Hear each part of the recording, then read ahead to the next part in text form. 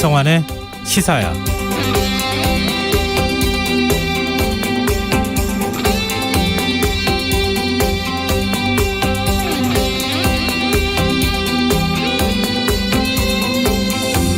안녕하십니까.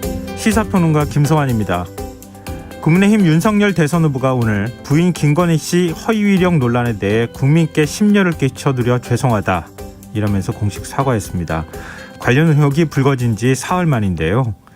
윤 후보는 공정과 상식에 맞지 않았다며 고개를 숙이긴 했지만 허위 이력을 인정하고 사과한 것인지에 대해서는 명확한 입장을 밝히지 않으면서 사과의 진정성을 두고 여전히 논란이 이어지고 있습니다. 상황이 이렇다 보니 윤 후보의 사과 방식이 오히려 리스크를 키우는 게 아니냐 이런 지적이 나오는데요. 이 문제 어떻게 봐야 할까요? 민주당 이재명 후보는 어제 장남의 불법 도박 문제를 시인하고 즉각 사과했지만 성매매 의혹이 추가로 불거지면서 논란이 가라앉지 않고 있는데요. 대통령 선거가 80여일 앞으로 다가왔지만 후보자 본인은 물론 가족 리스크로 정책 이슈가 사라져버린 지금의 상황 어떻게 봐야 하는 걸까요? 가족 리스크가 불거진 대선 전국, 중도층 표심은 어디로 향할지 잠시 뒤에 이어지는 뉴스와 외전에서 자세히 분석해보겠습니다. 코로나19 확산세가 거세지면서 병상과 의료 인력 부족 문제가 이미 감당할 수 있는 한계치를 넘어섰다고 하는데요. 실제 의료 현장의 현실은 어떤지 더 깊이 있게 들여다보는 인터뷰 시간에서 인도주의 실천 의사협의회 관계자와 이야기 나눠보겠습니다. 김성환의 시사야는 청취자 여러분들의 관심과 참여 기다립니다. 방송 내용과 관련해 의견 있으신 분들은 문자 보내주십시오. 당첨된 분들께는 모바일 상품권 보내드릴 텐데요. 참여하실 번호는 샵 9730이고요. 짧은 문자는 50원, 긴 문자는 100원의 이용료가 부과됩니다. 콩 게시판을 통해서도 무료로 참여하실 수 있고요. 콩 어플리케이션과 KBS 일라디오 유튜브 채널을 통해서도 저희 방송을 실시간으로 시청 또 참여하실 수 있습니다. KBS 일라디오 김성환의 시사야. 그럼 지금 시작하겠습니다.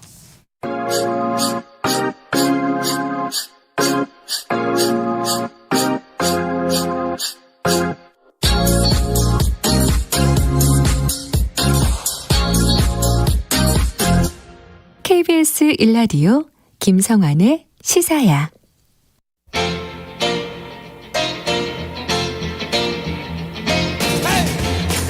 한 주 동안 있었던 뉴스 가운데 우리가 조금 더 깊이 들여다봐야 할 이슈를 짚어보는 시간입니다. 뉴스야 외전, 늘 함께 하시는 패널이시죠. 김민하 시사평론가 모셨습니다. 안녕하세요. 안녕하세요. 배종찬 인사이트 K 연구소장 자리하셨습니다. 안녕하세요. 안녕하십니까. 네, 대선이 어느덧 82일 앞으로 다가왔어요. 실감이 나세요? 80일이면 이제 세계 일주를 할 수 있는 시간입니다. 그게 이제 그런 시간이기 때문에. 아니 82일이면은 이틀이 남죠. 80일간의 세계를 주니까요. 아 그렇구나. 그런 게 있었군요. 그 이틀은 시사야 출연을 할 겁니다. 저는. 이야, 어떻게 상상을 초월하는 답변을 해주시네요. 네. 그럼 세계 일주 할 수 있는 시간이면은 대선판이 한 몇 번 정도 다 요동칠까요? 그래서 인간의 시간으로는 얼마 안 남았는데 선거의 시간으로는 아직 멀었죠. 이게 하루에도 얼마나 몇 번씩 뒤집히지 않습니까? 그러게요. 낮에 잠을 잘 수가 없어요. 낮에 잠깐이라도 잠을 자면은 상황이 완전히 바뀌어 있기 때문에 잠을 잘 수가 없습니다. 낮잠은 안 자는지 모르겠는데 김민하 평론가가 조금 전에 방송 들어가기 전에 자고 있더라고요. 아니, 뭐 사실을 말하셔야 되는데 사실이 아닌 것을. 네. 농담이에요. TV를 같이 봤습니다. 네. 네. 아, 좀 82일 얘기 꺼냈다가 지금 엉뚱한 얘기로 갔는데요. 그만큼 이제 대선 전국이 요동치고 있는 상황인 것 같아요. 네. 가족 리스크가 지금 핵심 변수로 떠오르고 있어요. 두 분은 이런 상황 어떻게 지켜보고 계세요? 저는 예상했던 일입니다. 이번 대선에서는 역대 대선과 다른 거는 그만큼 이번 대선이 복잡해졌어요. 역대 대선은 그냥 우리 지역 사람이면 되는 때가 있었거든요. 87년 대선부터 97년 대선까지는 지역이 기준이었죠. TK와 PK와 호남이 한 번씩 대통령 자리를 나눠 가졌어요. 네. 2002년부터 지난 선거까지는 이념 선거였어요. 그래서 국정농단도 중요했고 네. 적폐청산도 중요했고 그리고 반칙 없는 세상도 중요했습니다. 온갖 세상을 다 맛보고 나서 이번 2022년 82일 앞으로 다가온 선거는 과연 정치라는 게 무슨 서비스가 있었지 생각하는 거예요. 그러다 보니까 본질적인 문제를 생각하게 그러니까요. 한다. 저는 이번 선거가 이념 선거의 끝자락에 이익 선거로 변하고 있다. 음. 근데 이 이익 선거에서 국정 운영을 하는 사람이 얼마만큼이나 군림하지 않고 서비스를 할 사람인가가 중요해진 거예요. 네. 서비스맨을 필요로 하는 겁니다. 우먼이든. 그래서 후보 중심이 될 수밖에 없는데 그렇다면 그 후보 중심의 선거에서는 배우자도 중요하죠. 가족도 중요합니다. 그래서 저는 철저하게 이번 선거는 가족의 신상털기 선거가 될 수밖에 없다.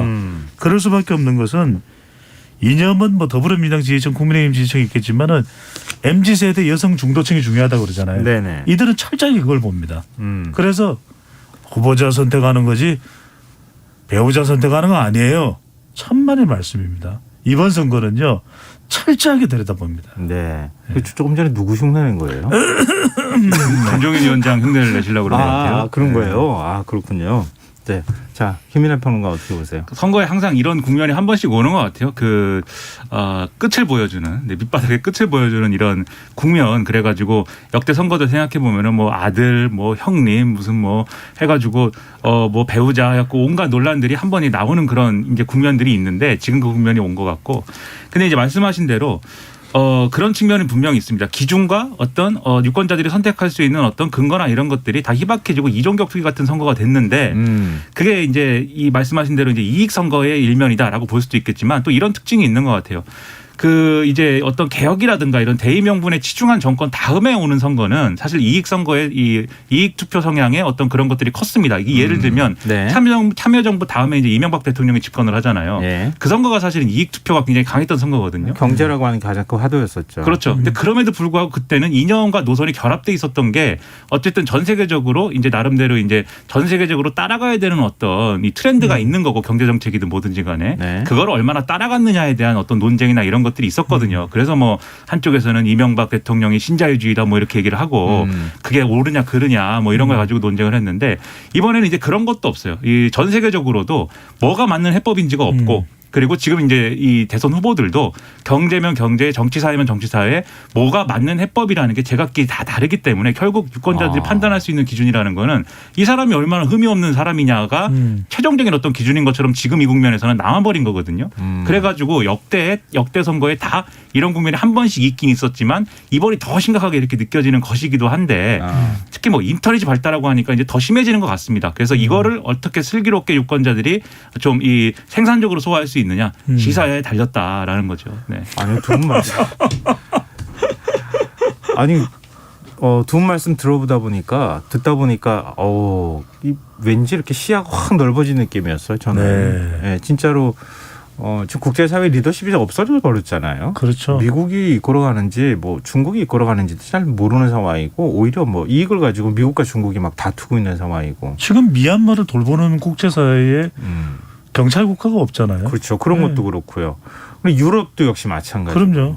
코로나 바이러스에 제대로 대응하는 모습을 보이는 국가도 사실은 없다고 허둥지둥하는 해도 모습이고. 아니고. 네. 그렇다고 해서 뭐 국제사회가 코로나 대응에 공조해가지고 과거처럼 뭐 유엔 차원이든 세계 보건기구 차원이든 아프리카를 돕겠다고 나서는 것도 아니고. 네. 경제도 지금 어떻게 갈지 아무도 예측하지 못하는 굉장히 혼란스러운 상황이 그대로 우리 대선에도 재현되고 있다. 그러니까 혼란과 불신이기 때문에 선거도 지금 그래서 네거티브 또 비호감이 더 커질 수밖에 없는 것이고 네. 심지어는 관련된 조사들이 쭉 나오는 추세를 보더라도 후보자뿐만이 아닙니다. 배우자도 비호감이에요. 그러니까 이건 더 호감이 가는 후보를 선택하는 것이 아니라 방금 전에 김민하 평론가가 너무 잘 이야기를 했는데 예. 누가 조금이라도 덜 문제가 없느냐. 그러니까 더 나은 상품을 선택하는 것이 아니라 더 문제가 조금이라도 그래도 없어 하는 후보를 선택할 수밖에 없는 선거가 됐다는 게 우리에게 너무 가슴이 아픈 거죠. 네. 근데 이런 얘기를 하면서도 항상 마음속 한 구석에는 그런 생각이 있어요. 그래도 정치. 네. 그래도 좀 매우 정치는 정말 중요하다. 우리가 지금 비호감 선거다 이렇게 너무 지나치게 부정적으로 바라보지 말고 그러면 안 되죠. 어찌 됐든 간에 우리 상황 속에서 최선을 다해서 후보를 뽑고 그리고 정치가 좋은 방향으로 흘러갈 수 있도록 국민들이 적극적인 참여의식을 발휘할 필요가 있다. 그게 다 우리 공동체가 앞으로 가야 할 길이니까요. 그럼요. 그 역할을 우리 시사야가 하는 거죠. 예, 뭐 네. 그런 역할을 할 수만 있다면 저희가 열심히 하도록 하겠습니다. 그 중심에는 김성환 평론가가 있는 겁니다. 네. 뭐 한마디가 끝나면 두세 마디씩 나가니까. 네. 자, 그러면 다시 가겠습니다. 이제 자꾸 옆으로 빠지니까 제가 자꾸 이렇게 데리고 들어오잖아요. 예. 국민의힘 윤석열 후보가 부인인 김건희 씨 허위 이력 의혹이 불거진 지 사흘 만에 대국민 사과를 했어요. 어제까지만 해도 이전에 밝힌 것으로 뭐 공식 사과를 가름할 것처럼 후보가 얘기했는데 또 그 이전에는 후보가 막 화를 내기도 하고 이런 모습들을 보이기도 했는데 이렇게 급변하는 태도를 보여서 결국은 어찌됐든 간에 오늘 공개 사과하는 모습을 네. 보였어요. 윤 후보의 사과 어떻게 보셨습니까, 두 분은? 왜 그랬을까? 지지율 때문인 거죠. 다른 이유가 아니라 오늘 우리가 이제 지지율 소개를 해드릴 수도 있을 텐데 그냥 추세만 말씀드리면 이재명 후보가 앞서는 조사들이 발표가 된다는 거예요. 네. 뭐 오차 범위 내일 때 그걸 이겼다 졌다고 할 수 없지만 그런 이유가 왜 그랬을까? 왜 그런 결과가 나올까? 예. 다른 이유로 찾기 어려워요. 김종인, 이준석 두 인물 간의 갈등도 봉합이 됐잖아요. 네. 정권 교체 여론이 조금이라도 더 높은 결과로 추세적으로 또 나타나고 있잖아요. 그렇다면 윤석열 후보가 딱히 불리할 이유가 없거든요. 불리하다면 뭔가 후보자와 관련된 어떤 이슈가 후보자의 지지율에 타격을 주고 있는 것이거든요. 네. 다른 사람이 없습니다.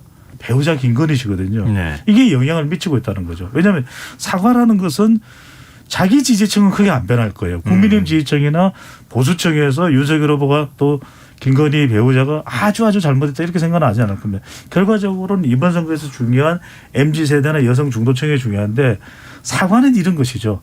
뭐가 실질적으로 문제가 있고 어떤 부분이 잘못됐고 누가 나와서 사과를 해야 되냐. 그러니까 이번 사과에서 핵심은 신충정입니다. 신속해야 되고 네. 충분해야 되고 정확해야 됩니다. 네. 그럼 국민들은 묻습니다. 두 가지 알고 싶은 거예요. 하나는 짧게요. 한국게임산업협회의 재직증명서가 원본이고 발부 대장에 나와 있는지 하나. 또 하나는 2004년 서울 애니메이션 페스티벌 원본 상장을 보여달라는 거예요. 네. 이걸 보일 수 있으면 정치적 공세가 되는 것이고 너무 지나치게 윤석열 후보의 배우자를 몰아붙인 것이고 그것이 아니라면 김건희 씨는 석고 대제를 해야 되는 거죠. 아니 근데 이게 사실 참 국민의힘 선대위에서도 대응하기가 참 쉽지는 않을 거예요. 만약에 국민의힘 선대위 안에 들어가 있다고 하면은 이 허위 이력 의혹이 뭐 18가지라고 얘기하고 있는 상황이잖아요. 네. 그러니까 자고 나면 지금 새로운 의혹이 나오고 있는 상황에서 그러면은 저 어제까지 윤석열 후보가 보였던 것처럼 구체적으로 우리가 사실관계를 확인한 다음에 사과를 하겠습니다. 그렇게 해야지 사과 한 번으로 끝나지. 사과했는데 또 나와. 계속 이런 식으로 가면은 후보가 계속 사과할 수는 없는 거잖아요. 아마 그런 것들을 좀 의식하지 않았을까 하는 생각도 들기는 해요. 근데 어찌됐든 간에 그렇게 구체적으로 사실관계 확인하겠다고 한 지 하루 만에 지금 공개 사과를 했거든요. 이거는 어떤 고민이 있었다고 보십니까? 그러니까 당내에 이것은 조기에 어쨌든 한번 끊고 가야 된다라는 의견들이 이제 강했을 겁니다. 그걸 위해서 윤석열 후보가 사과를 해야 된다는 의견이 많았을 텐데 근데 오늘 나온 사과라는 거는 사실 이 사태 직후에 했어야 되는 얘기예요. 사실 윤석열 후보가 이런 이제 어떤 국민들에게 심려를 끼쳐드려서 죄송한 것이고 그리고 이유가 뭐든지 간에 이 상황 자체가 이제 우리에게 문제가 있는 게 맞다. 그런데 이제 뭐 구체적인 그런 것들은 더 우리가 더 찾아봐가지고 더 책임져야 될 부분에 대해서 명확히 하겠다. 뭐 이렇게 하는 사과라는 것은 첫날 했어야 되는 건데 네. 근데 그동안에 이제 이 사건 자체가 지금 말씀하신 대로 국회에서 이미 이제 다뤄지기 시작한 그런 허위 이력에 관련된 여러 가지 의혹들이 있었는데 네. 새롭게 보도가 되면서 또 추가가 된 것이기 때문에 이 새로 추가된 이런 의혹 하나하나의 진실성 이런 것도 문제지만 전체적인 맥락을 봤을 때는 김건희 씨가 어떤 예를 들면 강의를 한다든지 어디 직책에 갈 때 항상 자기의 경력을 부풀려 가지고 그걸 상습적으로 계속 해와 가지고 자신의 어떤 지위를 계속해서 좀 이어온 거 아니냐 이런 의심을 갖기에 충분한 그런 맥락들이 이미 형성됐거든요. 네. 그렇다고 한다면 당연히 이런 것들에 대해서 준비가 되어 있어야 됐고 그리고 이런 사안이 또 불거졌을 때 후보가 대국민 사과를 한다든지 이런 전략이 가동됐어야 되는 건데 가동이 안 됐기 때문에 3일 동안 끌어온 거잖아요. 윤석열 후보가 옆에서 말리는데도 불구하고 시간 강사라는 걸 어떻게 뽑는 것인지 한번 알아봐라 기자들에게 막 호통을 치고 그래서 뭐 오히려 시각장애사들이 반발하는 공개 그렇죠. 성명을 내기도 하고 애초에 의혹이 이미 악성이었는데다가 대응을 제대로 할 수 없는 상황을 후보가 만들었어요. 그러면 국민의힘 내부에서는 이제 드러난 어떤 그런 갈등 구조까지는 아니었지만 네. 굉장히 많은 사람들이 후보에게 직언을 했을 겁니다. 아마 이거는 대국민 사과를 해야 되는 사안이다. 그렇게 한번 이 끊고 가지 않으면 계속해서 이제 이 사안이 다음 주까지 이어질 때 지지율 하락 견딜 수 있겠느냐. 어제까지도 제가 볼 땐 설득이 안 됐던 것 같고 네네. 이 윤석열 후보는 이것은 억울하다. 이 별거 아닌 사안이 여당과 그다음에 어떤 언론에 의해서 너무 크게 부풀려져 가지고 기획 공세가 되고 있다. 이런 의견을 이제 꺾지 않았는데 예. 오늘까지 예를 들면 이제 윤석열 후보가 자기가 자청해서 만든 쓴소리를 듣겠다고 하는 이런 자문위원회 이런 데서도 이제 그런 지적이 나오니까 결국은 그런 지적을 수동적으로 수용하는 형태로 입장을 바꾼 것 같아요. 제가 볼 때는 윤석열 후보가 이걸로 대응 방식을 바꾸는 첫발이 된다고 하면 그래서 이 의혹들을 인정하고 사과를 하고 국민들을 안심시키고 그런 쪽으로 앞으로 가겠다라고 하는 거면 이것도 긍정적이 될 수 있는데 네. 그런 게 아니라 여기까지 사과했으니까 끝이고 다음에 이 얘기는 더 이상 하지 않겠다 이렇게 가는 거라면은 이건 오히려 또 악재가 이어질 수도 있는 그런 사안이라고 생각을 합니다. 그러면은 윤석열 후보가 얘기했던 기획공세다, 이른바 공작이다, 이런 시각에 대해서 어떻게 보세요, 두 분은? 이건 이런 의혹에 있어서 가장 중요한 것은 팩트 체크입니다. 팩트 체크. 네. 팩트 체크를 해봤는데 전혀 사실 무근이라면 그것이 공세일 수 있겠죠. 네. 그러니까 하나만 하면 됩니다. 부인인 김건희 씨에게 전화를 해서 여보 나한테만 이야기를 해봐. 2004년 서울 애니메이션 페스티벌 상장 있어 없어? 그것만 이야기해봐. 없어요. 그래? 없어? 그건 잘못한 거잖아요. 허위잖아요. 그거는 아니 그 돋보이고 싶은 욕심 때문에 그랬던 거라고 얘기했잖아요. 그건 말이 안 되는 이야기죠. 그거 하나만으로 허위가 확인되는 겁니다. 네. 그다음에 본인이 직접 전화를 해보면 됩니다. 윤석열 후보입니다. 한국게임산업협회입니까? 발부대장에 김건희 기획이사로 발부된 게 있습니까? 금방 확인 가능해요. 없다잖아요. 뭐가 없다고요? 모른다잖아요, 아무도. 누가요? 그 지금 협회에 연합해 있었던 회장이 없다는 거잖아요. 없다는 네. 거잖아요. 없다는 거면 근데 당사자는 기억나지 않는다고 하니까. 아니 당사자는 기억이 안 난다고 하고 너무 오래된 일이어서 기록은 없다고 하고 이 서류도 근데 없다고 윤석열 하고 후보는 네.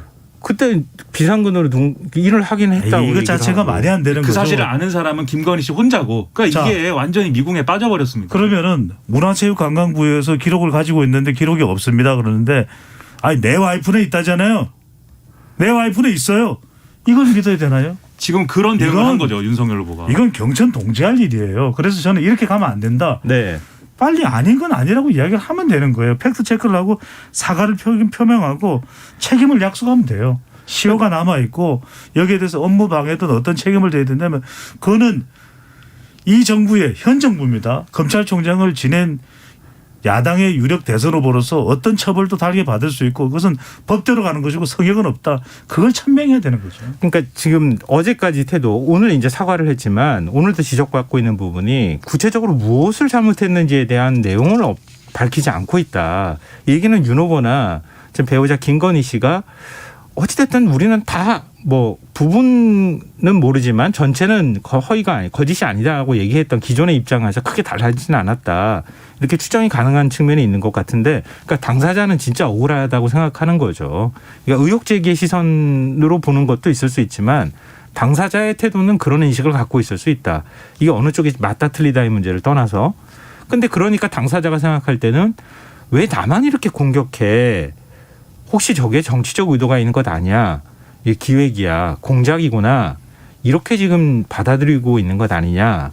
이런 분석에 대해서는 어떻게 보세요? 그러니까 당사자는 그런 이제 반응인 게 맞아요. YTN이 이걸 처음에 보도할 때도 YTN의 한 얘기를 보면은 믿거나 말거나 기억나지 않는다 이렇게 얘기를 하면서 내가 뭐 그 당시에 공직자도 아니었고 윤석열 후보하고 결혼한 상태도 아니었는데 이렇게까지 검증을 받아야 되는 거냐에 대해서 굉장히 크게 반발을 한 걸로 YTN이 보도를 했거든요. 그러니까 그런 생각인 건 맞는데 문제는 당사자가 그런 상황이라고 해서 후보자가 윤석열 후보가 그걸 그대로 이렇게 감싸는 모양새를 취하는 것이 과연 올바르냐 이 문제입니다. 결국은. 왜냐하면 예를 들어서 김건희 씨가 이 윤석열 후보가 검사고 예. 김건희 씨가 피의자다. 네. 서로 부부관계가 지금 아니다. 라고 하면 이렇게 했겠습니까? 검사의 시각에서 그렇게 안 했을 거잖아요. 예. 김건희 씨는 이미 압수수색 당하고 뭐 난리가 났겠죠.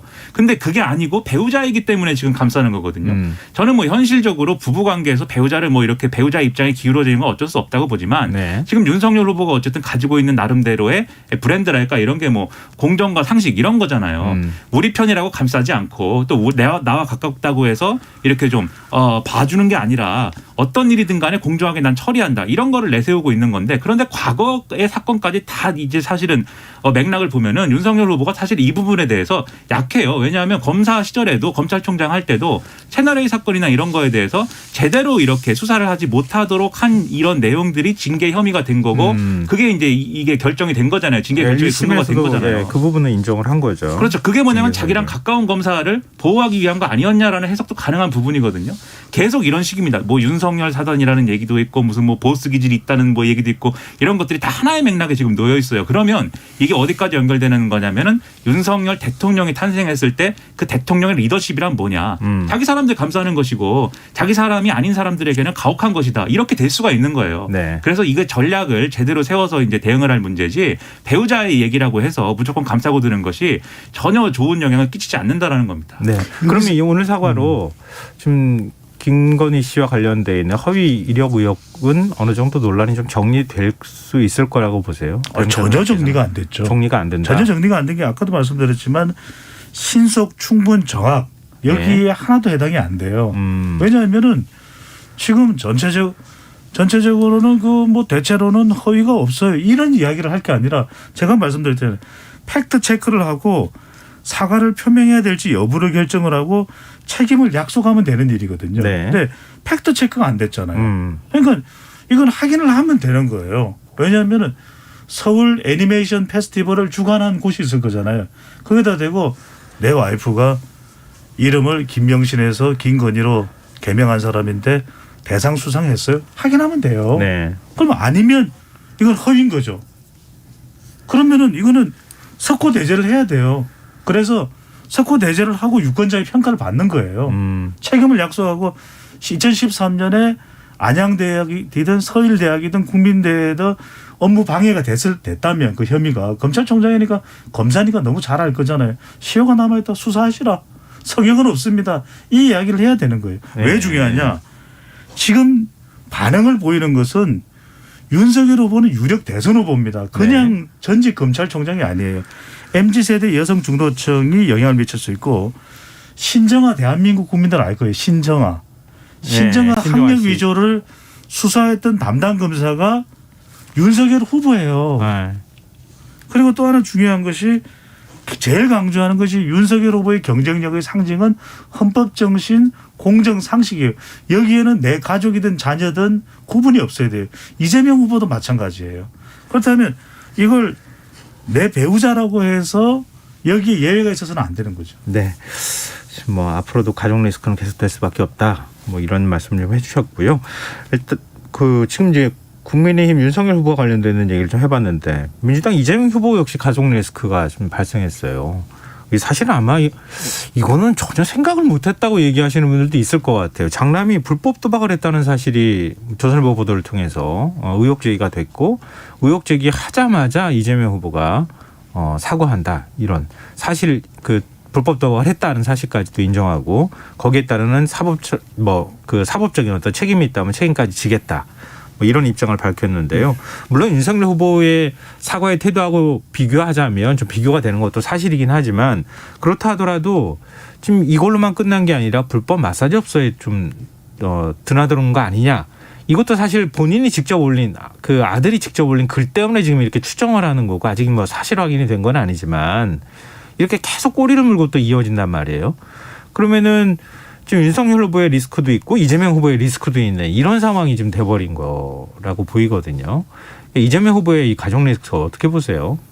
일단 도박하고 그 성매매 업소로 의심되는 그러한 이제 문제는 대응이 달랐기 때문에 순차적으로 말씀드리면은 도박에 관한 문제는 제가 볼 때 이재명 후보가 적절한 대응을 했다고 생각을 합니다.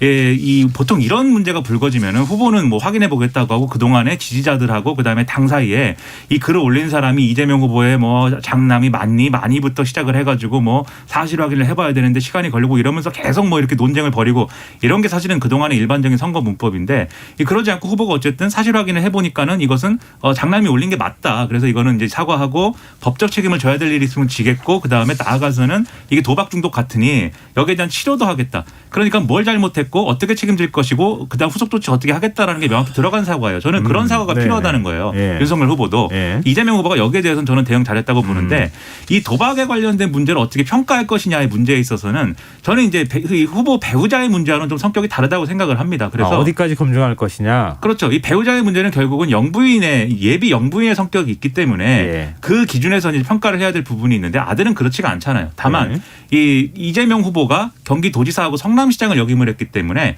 혹시 이 장남이 도박을 하기 위한 자금을 뭐 이렇게 끌어다 쓰고 하는 과정에 경기도지사인 또는 성남시장인 아버지의 어떤 위세를 이용했다거나 그런 게 있다라고 하면 그건 이제 큰 문제겠지만 지금 나온 의혹은 그런 것이 아니지 않습니까? 혼자 이제 인터넷 사이트나 이런 데 들어가 가지고 막 도박을 하면서 후기를 올리고 뭐 이런 것이었기 때문에 여기까지는 이제 속 썩이는 아들의 문제예요. 여기까지는. 그래서 속 썩이는 아들 어떻게 할 거냐 이 차원의 여론일 거고 성매매는 이거는 제가 볼 때는 이 올렸다는 글을 보면 어쨌든 어느 업소에 가가지고 후기를 작성한 게 맞잖아요. 네. 그 글을 보면은 그 글을 완전히 처음부터 끝까지 지원해가지고 쓴 게 아니라고 한다면 지금 뭐 여당 일각에서는 지원해서 쓴 거일 수도 있다라고 얘기를 하는데 그건 상식적이지 않은 얘기 같고 예. 그렇다고 하면 적어도 그 업소를 가가지고 뭔가를 이제 한 것은 맞습니다. 그런데 요즘에 제가 뭐 이런 분야의 얘기는 잘 모르지만 좀 찾아보니까 네. 요즘에 이런 분야의 문제들은 이제 뭔가 이제 합법과 불법의 경계에서 막 이렇게 영업을 하고 그런 일들이 많은 것 같아요. 아. 그러면 지금 이제 이재명 후보의 장남이 얘기하고 싶은 것은 그 합법과 불법의 경계에서 나는 합법이었다를 얘기하고 싶은 건데 근데 그거는 수사와 재판의 논리입니다. 수사와 네. 재판을 예, 받을 때는 그렇죠. 그렇게 판단하는 거지만 예. 정치와 선거와 윤리의 문제에 있어서는 결국은 성매매 업소를 이용하려고 했는데 안 된 것이거나 어쨌든 하려고 한 그 맥락 안에 있는 거거든요. 그러면 이 문제를 이재명 후보가 아들 말을 들어봤는데 성매매가 아니라고 합디다 이렇게 얘기하는 걸로 끝내면 안 되는 거죠. 아들이 그런 행위를 한 거에 대해서 나는 어떻게 생각하고 이걸 어떻게 해소해야 되겠다라는 해결해야 되겠다라는 이런 얘기를 해야 될 필요가 있는 정도까지 나왔다고 저는 생각을 하는데 그 점에서 성매매와 관련된 이 문제에 있어서는 이재명 후보의 대응이 좀 저는 아쉽다고 생각합니다. 아, 근데 그거는 조금 이제 그 오해 소지가 있기 때문에 그러니까 그 부분에 대해서까지 사과를 했는데 그걸 사실 확인을 해볼 방법이 마땅치 않으니 아들의 얘기를 믿을 수밖에 없는 게 뭐 현실이다.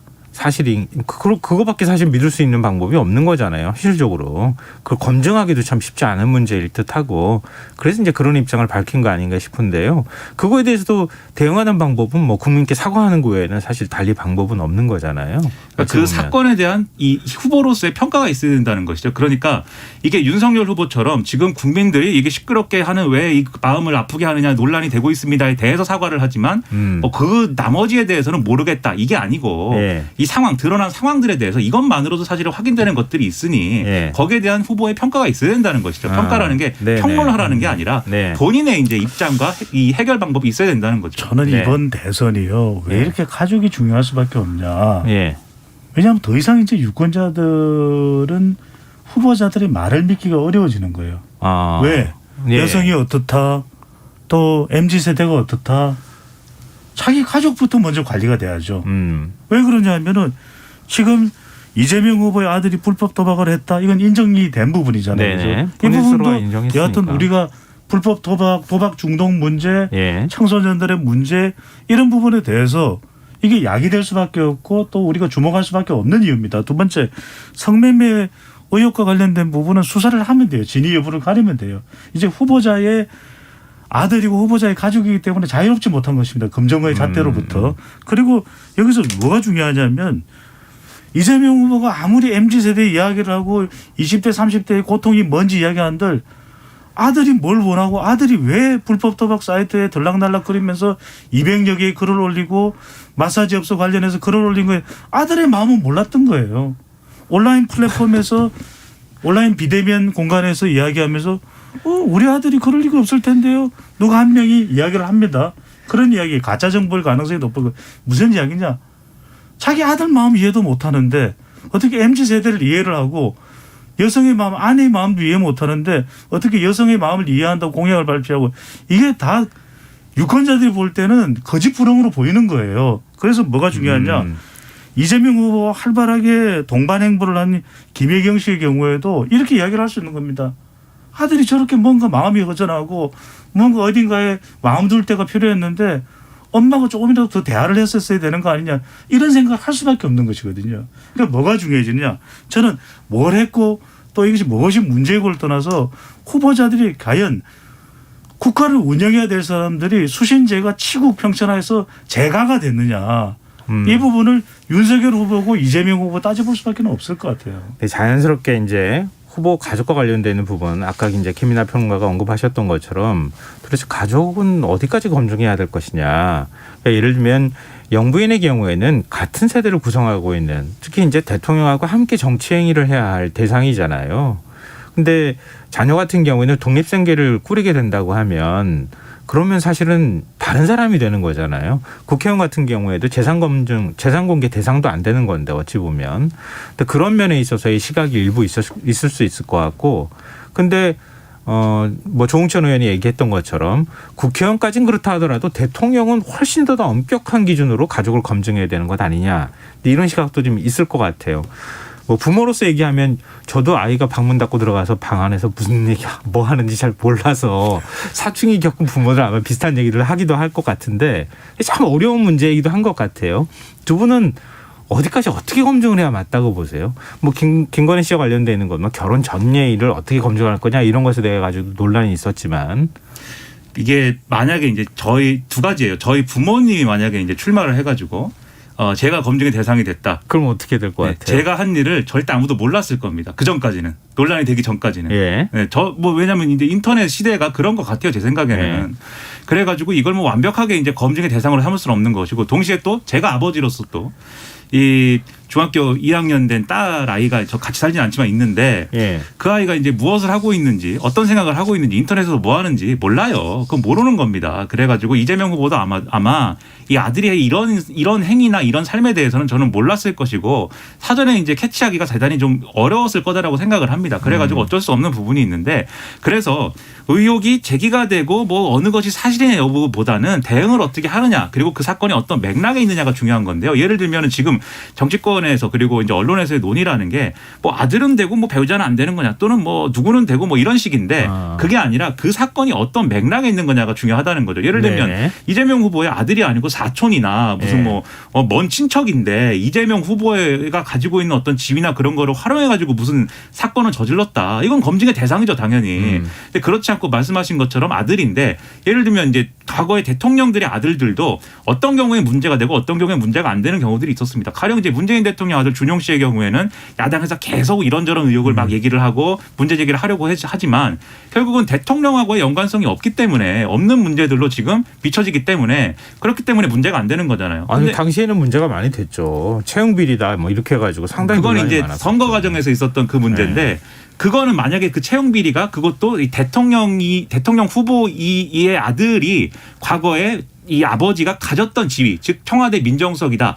또는 이제 비서실장이다. 이런 지위를 통해서 이제 어떤 걸 얻었다고 하면 그게 문제가 되는 것이지.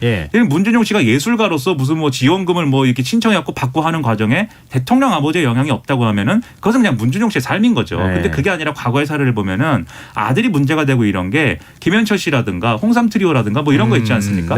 이거는 대통령의 지위를 가지고 게이트에 연루되거나 어떤 국정에 개입을 하거나 뭐 이런 사건들이었거든요. 그러니까 지금 벌어지고 있는 이런 논란이 되고 있는 사건들이 어떤 미래를 예견하고 있는 거냐를 이 후보들이 그걸 얘기를 해줘야 돼요. 그래서 이런 미래가 걱정이 된다면 나는 이런 미래를 걱정하지 않을 수 있도록 하겠다라고 대응하는 게 중요하고 언론과 그다음에 또 정치권이 묻는 어떤 의혹의 제기라는 것도 그런 차원에서 이루어져야지 지금처럼 우리는 배우자 의혹이 있으니까 우리는 장남으로 한번 돌파를 해보겠다. 또는 이재명 후보 우리는 약간 과거사의 어떤 후보의 과거의 스캔들이나 이런 것들이 뭐 걱정이 되니까 배우자를 공격해서 한번 돌파해보겠다. 이런 걸로는 제가 볼 때는 생산적인 논쟁이 어렵다는 겁니다. 굉장히 중요한 점을 지적해 주신 것 같아요. 대통령 집권 내내 친인척 측근 관리 문제가 항상 골칫거리 중에 하나였었잖아요. 그러니까 친인척이라고 하면 거기 이제 아들도 포함될 텐데 뭐 과거에 이제 소통령으로 불렸던 김현철 씨, 김영삼 전 대통령 아들에 관한 문제들도 있고 홍삼 트리오도 말씀하셨던 것처럼 그런 일이 벌어질 수 있는 우려가 있기에 자연스럽게 검증할 수밖에 없는 것이다. 특히 이제 이번에 불법 도박 문제는 이 진짜 이 위법 행위와 관련되는 문제잖아요. 그러니까 더더욱 검증 대상이 된다. 이제 이런 지적도 해주셨는데 영부인은 진짜 어디까지 해야 되는 거예요? 사생활을 또 보호해야 되는 측면이 있잖아요. 아니 그렇죠. 그러니까 관계라는 것만으로 사생활이 지나치게 까발려지는 것은 그건 결코 바람직하지 못하죠. 그거는 사생활이 있는 거니까. 예. 근데 관계입니다. 대통령의 배우자인 영부인 그리고 유력 대선 후보의 배우자 자격 이거 자체는 문제될 게 없는 거죠. 근데 두 번째는 뭐냐면 의혹이에요. 네. 되는 과정에 있어서는 우리가 이걸 검증할 필요가 있는 겁니다. 국회의원 후보의 경우에도 마찬가지죠. 배우자가 그에게 사체관계가 있다. 검증해야죠. 검증해야죠. 네. 그리고 정말 불법과 또 부도덕한 행위가 있다. 검증해야죠. 네. 그거는 되는 데 있어서 이 사람이 가족까지 포함해서 자격이 되는지 여부를 검증하는 겁니다. 세 번째는 뭐냐면 그러니까 단순히 관계만으로 나는 대통령의 아들이기 때문에 24시간 감시의 대상인데 그건 아닌 거죠. 근데 세 번째는 뭐냐면 아까 말씀하셨던 대로 무엇이 없어야 되느냐. 권력관계. 이게 없어야 되는 거죠. 만약에 영부인이라는 것 또는 뭔가 영부인과 알고 있는 누군가 영부인의 엄마, 장모 이런 관계로 인해서 어떤 이권행위가 이루어지고 있다면 이건 철저하게 맞고 법적인 심판을 받도록 해야 되는 것이죠. 그러니까 네. 단순 관계는 괜찮다는 거예요. 문제는 의혹이 있는 것은 검증을 받아야죠. 네. 굉장히 엄격한 잣대로 우리가 바라볼 수밖에 없다. 이제 이렇게 정리할 수 있겠네요. 네, 지금 여러분께서는 KBS 라디오 김성환의 시사회를 듣고 계십니다. 뉴스 외전 김민아 시사평론가, 배종찬 인사이트 K연구소장 두 분 패널과 함께하고 있습니다. 시간이 많이 남지 않아서요. 우리 여론조사 결과 하나 소개해드리고 그리고 이번 가족 리스크가 어느 정도 영향을 미칠지 간단하게 두 분 말씀 듣고 마무리하면 어떨까 싶은데요. 일단 오늘 발표된 갤럽 여론조사 결과를 김민아 평론가께서 좀 소개를 해 주시죠. 한국갤럽이 지난 14일부터 16일까지 4일간 전국 만 18세 이상 1,000명을 대상으로 누가 다음번 대통령이 되는 게 가장 좋다고 생각하느냐 이렇게 물었는데요. 민주당 이재명 후보가 되는 게 좋다라고 답한 사람이 전체 응답자의 36%, 국민의힘 윤석열 후보가 좋다라고 답한 응답자가 전체 35%, 즉 오차 범위 내에서 그야말로 치열한 접전을 벌이고 있는 것으로 나타났다라는 겁니다. 2주 전에 동일한 조사에서 두 후보는 이제 36% 동료를 기록했는데 이번 조사에서는 1%포인트 격차가 났다고 해서 이 조사에서는 이제 최소한 이제 계속해서 이제 좀 접전이 이루어지고 있는 그런 상황인데 단 이재명 후보가 앞선 결과가 나온 것은 이제 8주 만이라고 하니까 네. 뭔가 흐름에 있어서는 이제 좀 변화되는 그런 기류들이 있다라고 볼 수가 있는 것이죠. 네. 이재명 후보가 앞서는 결과가 나왔다고 말씀드렸는데 윤석열 후보는 하락세가 이제 지속되고 있다 이렇게 볼 수가 있겠는데요. 한 달 전에 갤럽 조사랑 비교를 하면은 이재명 후보는 5%포인트가 상승을 한 결과이고 윤석열 후보는 7%포인트가 떨어진 결과라고 하니까 흐름상으로 보면은 이재명 후보는 이제 좀 상승세에 놓여 있던 것이고 윤석열 네. 후보는 하락세에 놓여 있는 그런 상황이었다. 라고 볼 수가 있는 겁니다. 정의당 심상정 후보, 국민의당 안철수 후보를 지지한다는 응답은 각각 5%로 나왔고요. 기타 인물을 택한 응답은 4%, 의견 유보 부동층은 16%였습니다. 자세한 내용은 중앙선거 여론조사 심의 홈페이지를 참조하시면 됩니다. 네.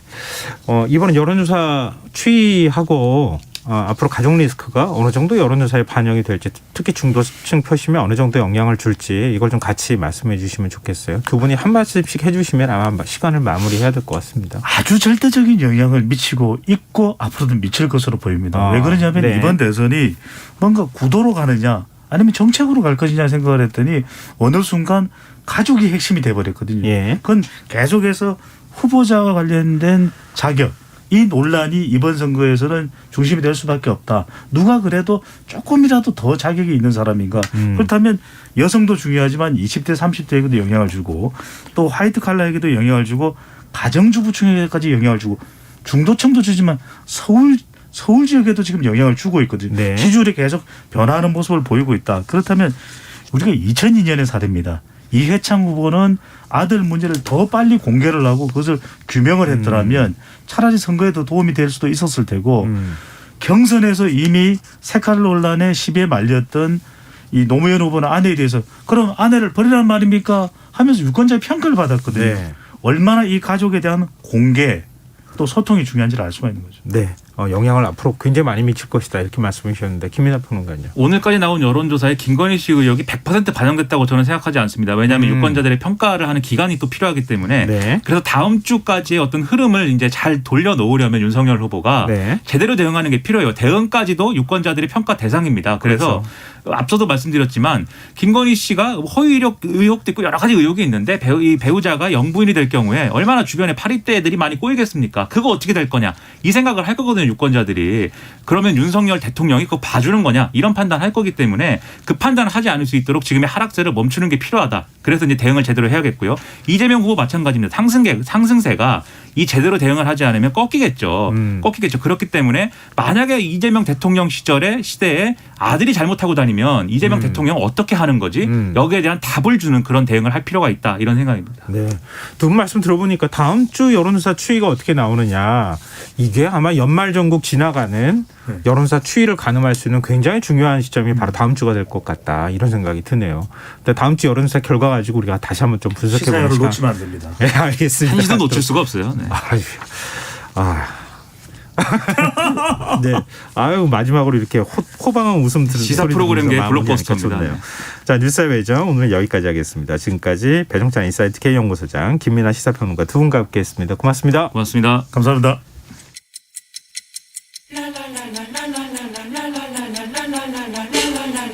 바쁜 당신을 위해 준비된 밤 시사야. 시사평론가 김성환과 함께합니다. 코로나19 확산세가 거세지면서 병상이 꽉 찼다. 의료 인력 부족 문제가 심각하다. 이런 이야기가 들리고 있습니다. 사망자가 나와야 새 병상이 생긴다. 이런 말이 나올 정도인데요. 의료계에서는 정부가 당장 의료 인력 확보를 추진하고 중장기적 대책도 내놔야 한다. 이런 목소리를 내놓고 있습니다. 실제 의료계 현장은 어떤 상황인지 인도주의 실천 의사협의회 정형준 공동의료위원장 연결해서 얘기 나눠보도록 하겠습니다. 위원장님 안녕하십니까? 예, 안녕하세요. 예, 지금 의료 시스템이 뭐 붕괴 직전이다, 아니다, 거의 붕괴된 것이나 다름없다. 여러 가지 이제 얘기가 나오고 있는데요.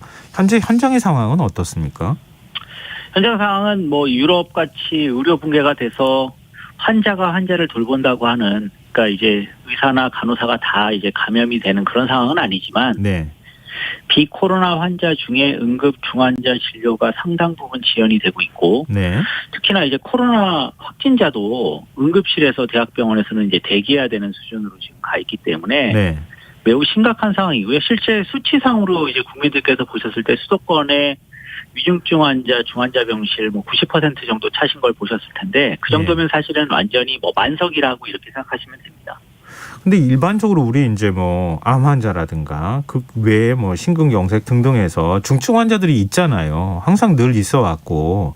근데 지금 중환자 병상을 기준으로 해서 얘기를 하니까 그런 일반 중증 환자가 대체 어느 정도 병상을 지금 그 배정받을 수 있는가? 그거는 잘 알려지지 않고 있거든요. 실제로 어느 정도입니까? 그냥 코로나 중환자가 그냥 다 차지하고 있는 겁니까? 그렇지는 않지만 뭐 예를 들면 저희가 이제 상급 종합병원 흔히 이야기하는 이제 대형 대학병원의 병상에 지금 중환자 병실의 1.5%는 지금 행정명령으로 차출이 되어 있습니다. 네. 그러면 중환자 병상을 더 늘리면서 이걸 했어야 되는데 그렇게 하지 않았거든요. 네. 왜냐하면 이게 어차피 중환자 병상이 별로 수익성이 없기 때문에 그러면 이제 그 1.5% 수준만큼 이제 병상이 없어진 건데 그게 어느 정도 수준이냐면 일반적인 대학병원에서 성인 중환자실이 전체 병상의 5%가 안 됩니다. 예. 그러니까 사실은 전체 중환자실의 30~40%가 이제 코로나 환자에게 배당이 된 셈이거든요. 네. 그렇게 되기 때문에 이제 뭐 심근경색이라든가 아니면 뇌출혈 환자들 같은 경우에 배당돼야 될 병상이 줄어든 것은 확실한 사실이고요. 예. 또 그런 상황 추가로 이제 저희가 뭐 지역병원이나 아니면은 지역 응급센터에서 사실은 뇌출혈이나 아니면 뭐 중증 질환이 발생하면 수술을 위해서는 대학병원으로 전원을 하는데 예. 전원을 하는 과정에서 이제 코로나 PCR 음성 확인서를 필수로 받기 때문에 네. 골든타임이 지연이 되고 있고 예. 그리고 그런 환자들을 또 응급실에 대기하면서 봐야 되는데 응급실 자체가 포화이기 때문에 네. 사실상 중증 환자나 그런 어떤 응급질환을 요하는 환자들에 대해서는 상당한 이제 의료 붕괴 상황에 직면했다고 파악할 수 있습니다. 그럼 말씀 들어보니까 코로나 중환자 병상도 다 찼고 일반 중증 환자, 응급 환자들도 지금 중환자 병상을 중환자들에 대해서 치료하기도 좀 어려운 상황이고 그러면 더 이상 감당이 어렵다는 거라고 볼 수 있을 것 같은데요. 지금 거리두기 강화 조치에 정부가 이제 들어갔습니다. 의료 현장은 어떻게 평가하세요? 뭐 저희는 많이 늦었다고 너무 생각하고요. 왜냐하면 이제 저희 같은 뭐 시민사회 단체 쪽에 있는 의료 단체들도 벌써 11월 말에 강력한 사회주의 거리두기 강화에 대해서 주장을 했었고요. 네. 그리고 그보다 조금 더 보수적으로 판단하시는 분들은 이미 11월 한 20일경에 다 이걸 주장을 했었는데 네.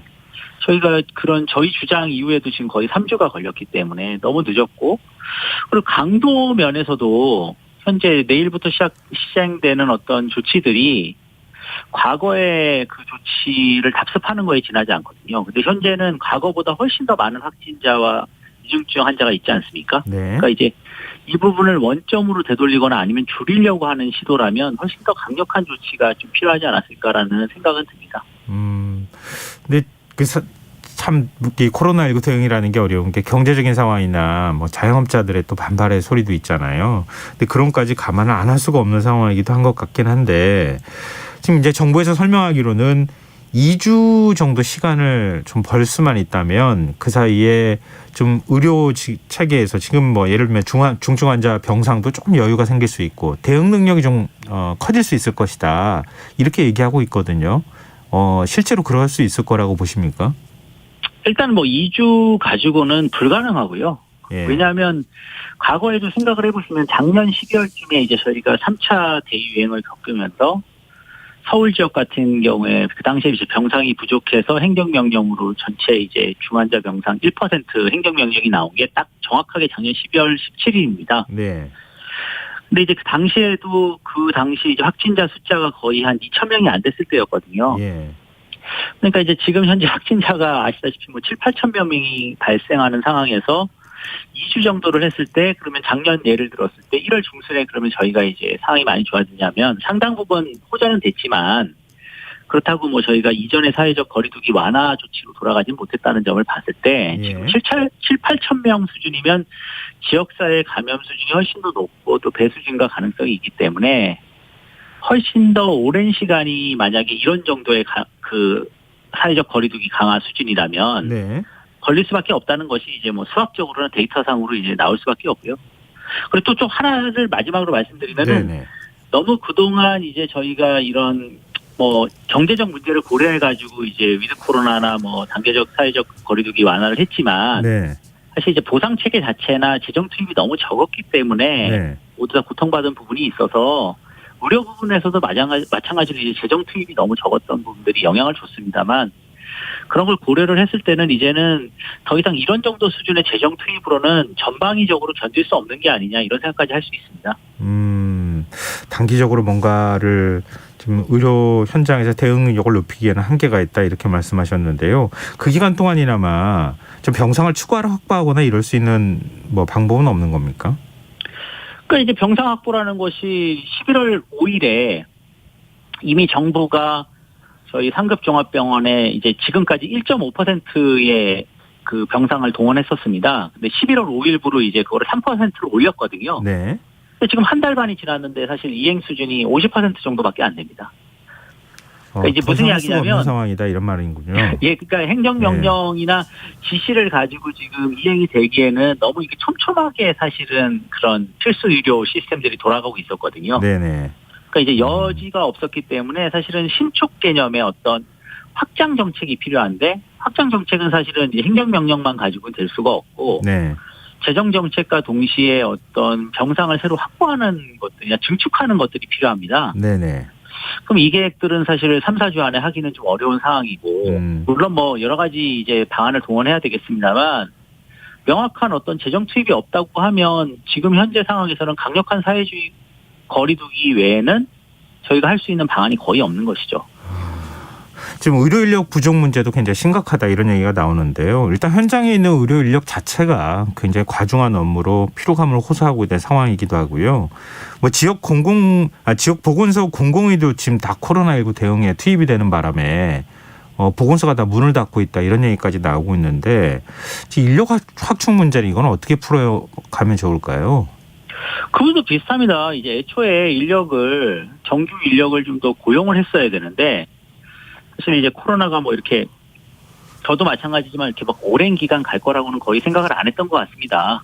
그러다 보니까 비정규 인력들 아니면은 이렇게 순환 인력으로 구성을 했습니다. 예. 그래서 지금 뭐 선별 진료소나 이런 것들이 그렇게 돌아가고 있었고 그러다 보니까 사실 이런 곳들에는 이제 비숙련 인력이 가도 상관이 없는데 숙련 인력들이 사실 이쪽으로 좀 이동을 했거든요. 네. 그리고 거꾸로 중환자 진료나 위중증 진료에 투여해야 되는 숙련 인력을 더 양성하지 않다 보니까 이게 악순환이 반복이 된 상황이고 현재 이 악순환 고리를 끊으려면 어쨌든 간에 더 많은 인력을 고용하겠다고 하는 명확한 의사가 좀 필요할 것 같은데 아직도 이제 계속 이게 하루 일당 주는 그런 알바 간호사 의사를 계속 고용하고 있기 때문에 네. 그 부분에 당장에 좀 개선이 필요할 것 같고요. 그리고 중환자 진료는 국민들도 이미 체감을 좀 하셨겠지만 신규 간호사나 이런 사람이 할 수 있는 것들이 아닙니다. 의사도 마찬가지로 저 같은 이제 이런 재활약과 전문이나 이런 사람이 할 수 있는 것이 아니고 네. 내과계 전문 진료를 했거나 아니면 중환자 진료를 이미 경험했던 호흡기 내과 전문이나 이런 분들이 더 많이 참여해야 되기 때문에 그런 분들의 이제 중증 질환이나 다른 질환 진료의 부담을 좀 줄여주면서 그분들을 끌고 들어가야 되는 이런 부분에 문제가 있습니다. 이게 좀 근본적인 대책이 필요한 상황이긴 한 것 같은데 앞서 말씀하셨던 것처럼 예를 들면 감염병 전문담 하는 병원들을 늘리거나 공공의를 늘리거나 공공의대를 설립하거나 이거는 좀 장기 과제잖아요. 예, 그런데 정부가 좀 적극적으로 투자를 해야 되는 상황인 거죠. 지금이라도. 그러니까 당장 지금 큰 투자를 바라는 것보다 국립중앙의료원이나 아니면은 지역 공공의료원의 최소한의 어떤 간호 인력이라도 저희가 더 충원할 수 있는 왜냐하면 그런 공공기관들은 인력 정원제에 걸려 있는데 네네. 의사 인력은 물론 계약직이니까 아닙니다만 네.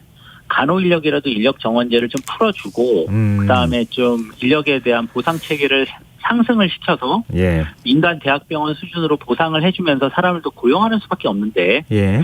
계속 그런 부분들을 이제 일당이나 아르바이트식으로 이제 이게 한 몇 개월 지나면 끝날 거고 그 이후에 그런 인력들은 비용이 되고 잔여 인력이 되고 인력이 될 거라고 예, 생각하면서 고용하지 않는다고 하면 답이 없는 것이죠.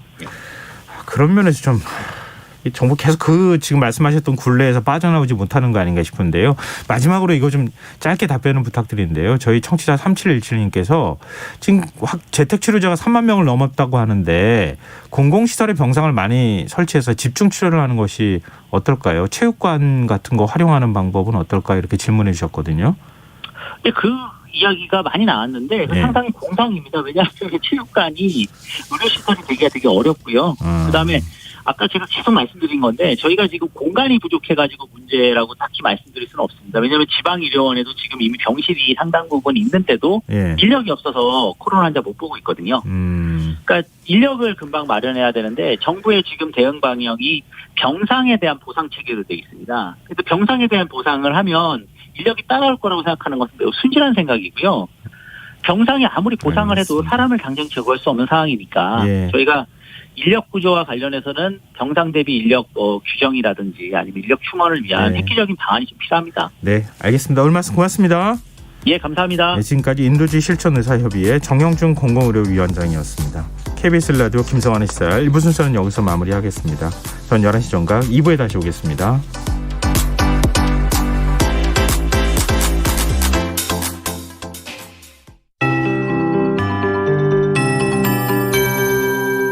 KBS 58분 날씨. 지금 호남과 제주도 산지, 울릉도, 독도에 대설주의보가 발효 중 가운데 고창에는 시간당 5cm